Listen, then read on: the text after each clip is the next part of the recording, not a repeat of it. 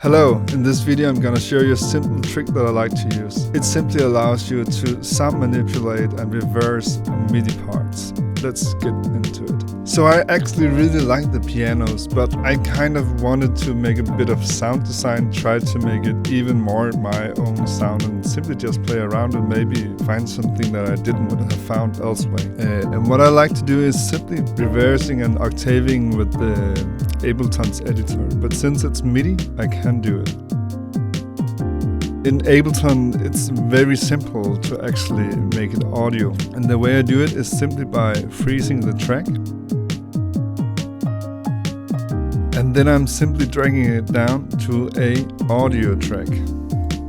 So now I have it as an audio file. If we are not in Ableton, what we do is we can either freeze it and find the file, or we can bounce it and use the bounce to edit it. But I will simply freeze this again. So again, I simply drag and drop it down to the next audio track, which I already prepared. And now I have these two pianos, which are no longer MIDI, which also means that I can't edit them anymore with a MIDI editor.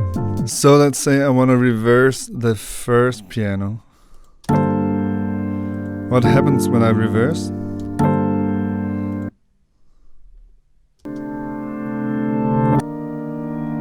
Now it also reverses the order of the chords, and that makes it not very usable, because then it's playing wrong chords on top of the bass line. So to make it fit, I simply press redo, and then I cut up each chord, which is very simple when we are doing MIDI, because then we know that we are tight. But if it was a guitar, I would simply go and right before the hit, I would cut it. So now I can go and reverse each individual chord.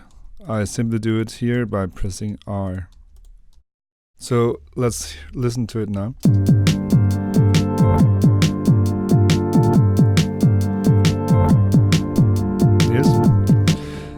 What we could also do is to keep the original. Let's do that.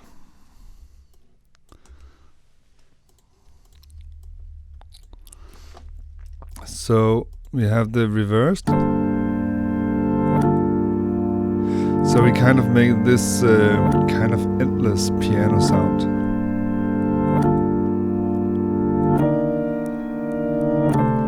Or we could make it so that each other is reversed. I myself like the sound. I even like the pattern it makes.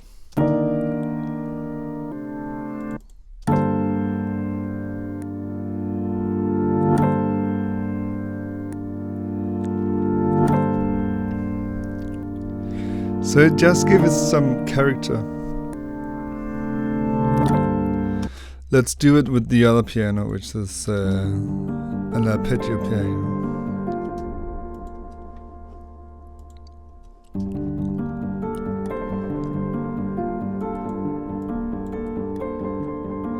And just try to make it a bit more spacey. So again, I cut it all. And this is actually just a repeating of the first. So I reverse each individual chord.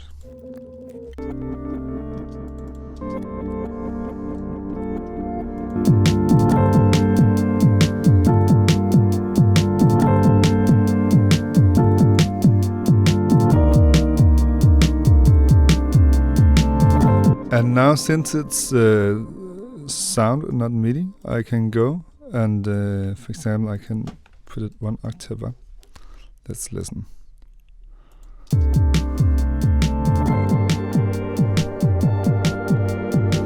So it brings these artifacts, but I like them.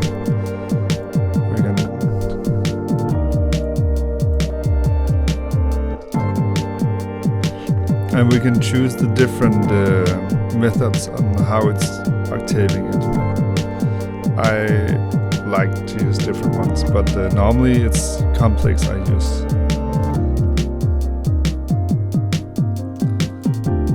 Okay, and in this part I would like them to play simultaneously. So the one part is reversed and the other part is just normal, because it's such a long chord stroke. And maybe the one should play in the one side and the other in the other side. Let's see. So, and maybe we don't need this now. Yeah, so we have this fading effect where it fades from the one side to the other side. If we should fill it even better, then we should do like this. So they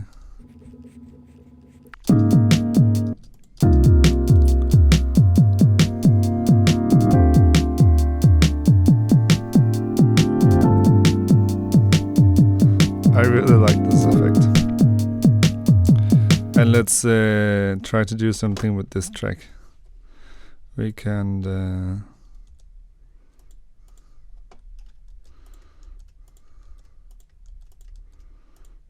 what do we want to do? Maybe just make it duplicate.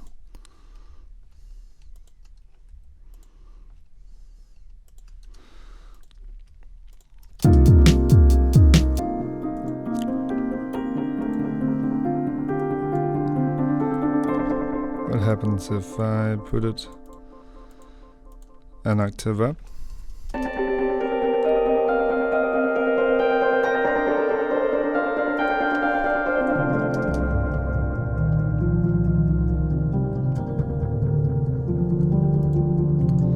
I like the sound, and I'm just playing to see if I can find anything else interesting.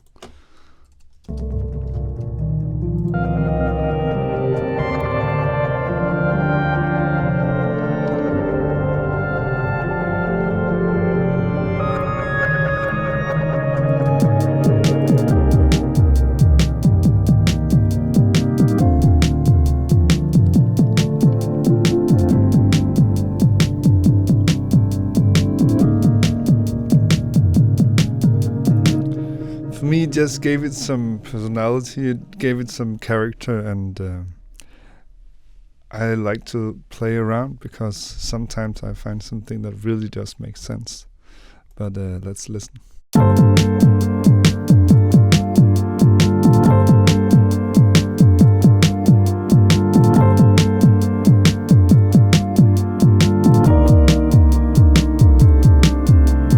I hope to inspire you to play more and just try different methods and ways to experiment out. And if you like this video, then please give it a thumbs up and consider to subscribe to my channel. It will make me so happy.